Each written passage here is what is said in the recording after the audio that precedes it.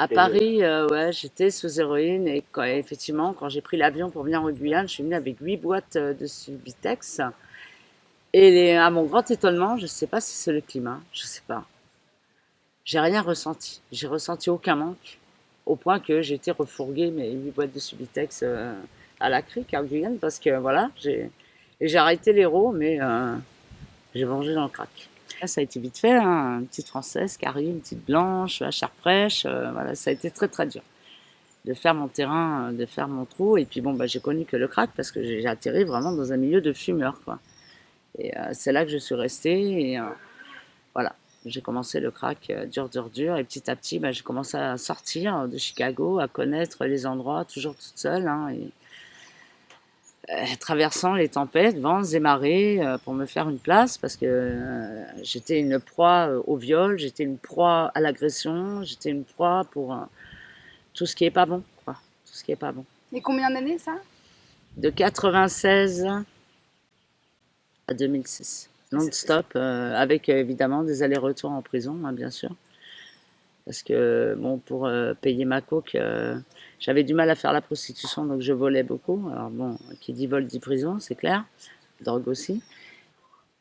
Moi, j'arrivais dans les ghettos avec mes affaires, on me volait, on me frappait, j'étais violée aussi. J'étais seule, donc pour dormir, être dans les ghettos, c'est très compliqué pour une nana, surtout.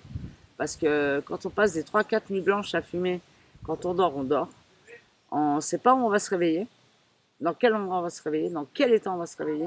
Moi, une anecdote, ça m'est arrivé, je me suis réveillée dans un lit de bébé, dans une maison abandonnée, avec un t-shirt qui m'arrivait là, plein de sang. C'est un exemple, et c'est réel, hein, c'est vraiment sérieux. Euh, c'est pour ça que une femme a toujours tendance à fumer plus de cocaïne que l'homme en Guyane. Toujours. Parce qu'un homme qui va prendre sommeil, il va prendre sommeil n'importe où. Qu'est-ce qui pourra lui arriver de pire? On va lui voler s'il a un truc à côté de lui, des nouvelles baskets, des trucs. Mais la femme, non, ça va pas être le même truc. Et du coup, dans les ghettos, il y a des dealers qui vendent dans les ghettos, donc qui s'installaient dans les ghettos. Donc, à force de les connaître, j'ai jamais demandé de crédit, j'ai jamais dû de l'argent à un dealer, j'ai jamais. Et ils voyaient comment j'étais. Il y a une confiance qui s'est installée en fait. Et ce sont des gens qui me protégeaient dans les ghettos, qui me disaient, regarde, il y a une chambre là-haut, c'est la tienne. Tu la prends et t'inquiète pas, on ne laissera personne monter là. Et quand les flics arrivaient, ben moi je cachais des dealers. Ou quand les flics arrivaient, ils lançaient leur truc, je voyais, hop, je rattrapais en cachette. Et puis après, quand ils partaient, les filles, je leur redonnais. Je ne vais pas dire que c'est du bonheur de se cammer la tronche, hein, en parlant vulgairement. C'est pas un bonheur d'être toxicomane, loin de là. Mais par rapport à l'héroïne, moi je parle par rapport à mon expérience d'héroïne. Moi l'héroïne, je pourrais te dire, j'ai pas eu de bon moment moi dans l'héroïne, hein. L'héroïne, c'était le temps de la défonce, il fallait vite que je me dépêche de trouver des sous avant que le manque arrive. C'était perpétuel, c'était une souffrance. Le crack, non. Moi j'ai eu des super moments ici. Après peut-être le pays, le paysage, les nouvelles connaissances, l'ambiance, le climat. J'ai eu des bons moments. J'ai eu des bons moments. Franchement, j'ai eu des bons moments. Et j'ai passé des mauvais moments. Bon, le viol, des agressions, une tentative de meurtre qu'on a failli faire sur moi. J'ai sauté de 3 mètres d'auteur. Je me suis cassé la cheville. Voilà. Mais en dehors de ça, j'ai eu des bons moments. J'allais à Chicago. Je crois que j'étais la seule, une des seules qui fumait à avoir un portable et un vélo. Que t'as jamais revendu? Non, j'ai jamais revendu, on me l'a jamais volé. Les 2 seules fois qu'on a essayé de me le voler, des dealers me l'ont ramené. Petit à petit, ensuite, les structures se sont montées.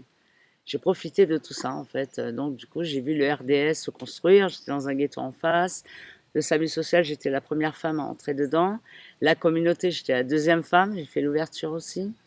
Je profitais de toutes ces structures en fait. Mais franchement, la communauté thérapeutique a été vraiment mon tremplin. J'y ai fait un séjour de 2007 à 2010 en tant qu'usagère de crack. Et je suis sortie diplômée, un CAP du service milieu rural, un petit peu assistante de vie en fait. Et je me suis installée sur Kourou, d'où j'ai passé mon permis, j'ai eu mon permis et j'ai trouvé un boulot, d'où aujourd'hui je suis médiatrice de santé. Ça fait 3 ans à l'association Adhère de Kourou.